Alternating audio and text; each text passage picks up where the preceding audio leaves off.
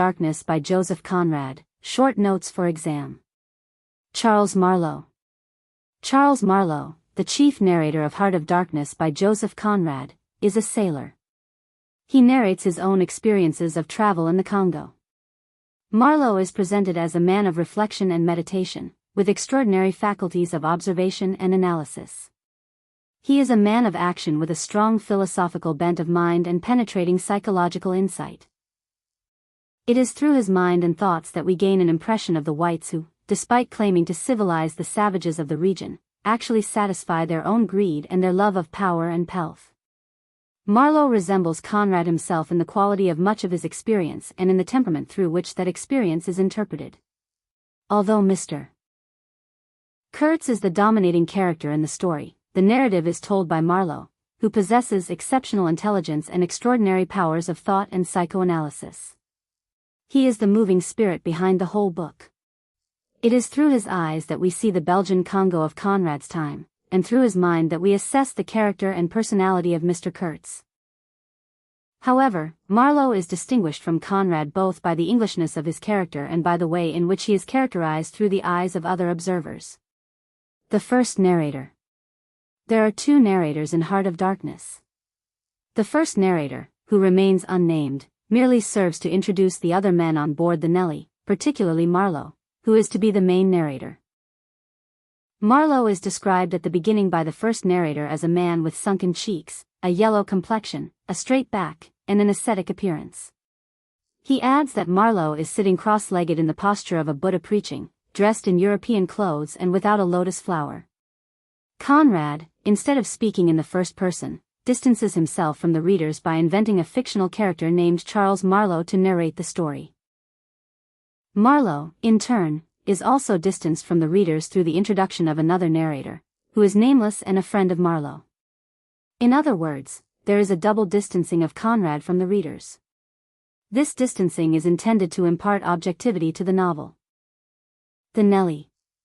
Heart of Darkness, a novel by Joseph Conrad, begins with the name of a cruising yawl, a sailing boat called the Nelly. It was anchored in the estuary of the River Thames. There were 5 men on board the sailing boat, which was waiting to sail down the river for the turn of the tide. The wind was nearly calm, and the air above the distant city of Gravesend was dark. The atmosphere over the river and in the distance was one of mournful calm. One of the 5 men on the boat was the director of companies, who worked mainly on land, unlike the others who worked on the river. The group also included the lawyer, the accountant, and a seaman known as Marlowe. Marlowe sat cross-legged on the deck, leaning against the mizzenmast. He had sunken cheeks, a yellow complexion, a straight back, and the appearance of an ascetic. Sitting there with his legs folded, Marlowe had the posture of a Buddha preaching, though in European clothes.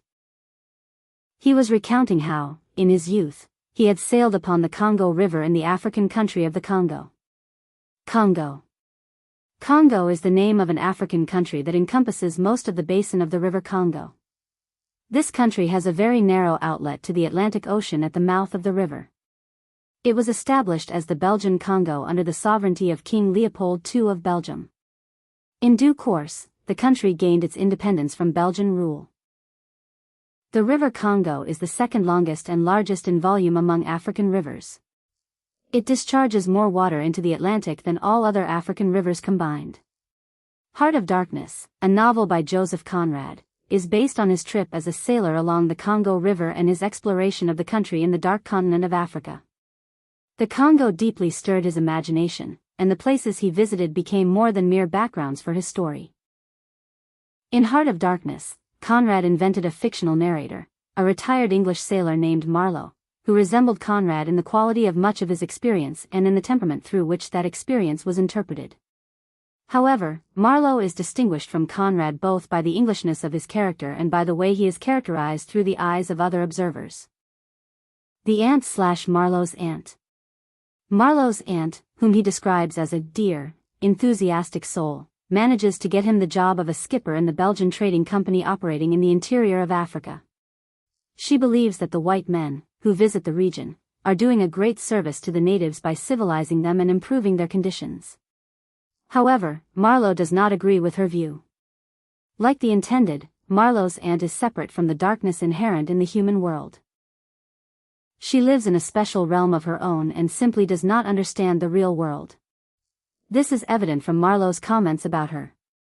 It is her world of illusions that provokes ironic reflections from her nephew on the feminine power of self-deception. She is ironically described as the benevolent, self-righteous, civilized white woman, living amidst trivialities. She also reminds us of the intended in her characteristic self-effacement.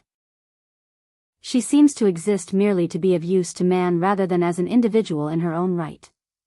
She lives in a world of illusions, which is made clear through Marlowe's irony. She perceives imperialist exploitation as something noble, reflecting her inability to grasp the true nature of colonialism.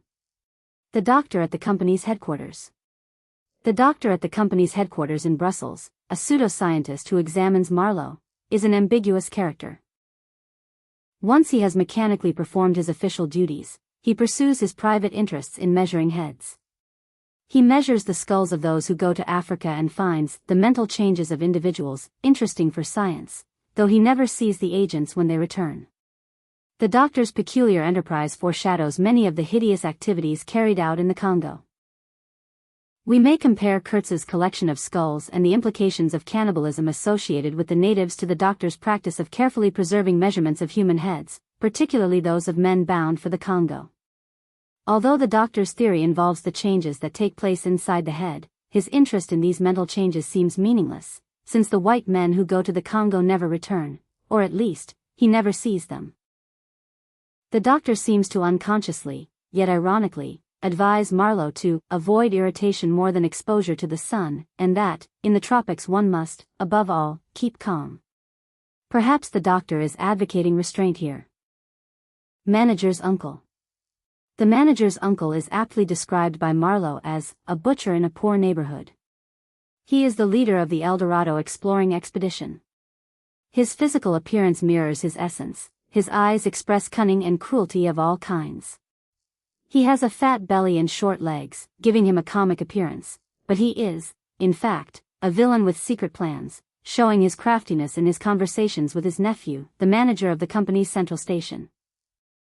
Upon arriving at the central station, Marlowe's first task is to raise the wrecked steamer, of which he has been appointed skipper, from the bottom of the river and set it afloat. However, his work is hampered by a lack of rivets. Instead of rivets, the station is invaded by a group of explorers who call themselves the El Dorado Exploring Expedition, led by the manager's uncle. In reality, they are a band of rascals intent on looting the land and its inhabitants. The leader of the expedition, the manager's uncle, is a cynic without scruples. He assists his nephew in his intrigues and bluntly hopes that the jungle will kill Kurtz. In this way, he serves to foreshadow Kurtz's death, as when he points his flipper-like arm toward the jungle and says, "Ah, my boy, trust to this I say, trust to this." The wrecked steamer. Marlowe learned from the manager of the central station that the steamer, of which he had been appointed skipper, had sunk and lay at the bottom of the river. The manager said that Marlowe's first task would be to arrange for the steamer to be pulled out of the river and set afloat. Marlowe began working the very next day, though he found his efforts hindered by a lack of rivets, which he could not obtain from anywhere. He agreed with the manager's estimate that pulling the steamer out of the river and repairing it would take about 3 months. During the following days, Marlowe observed the manager's white companions, who were also agents of the company but had little work to do. At last, the wrecked steamer was raised from the bottom of the river and repaired. Soon, Marlowe's voyage on the steamer, of which he was the new skipper, began along the river Congo. The manager also accompanied him on this voyage.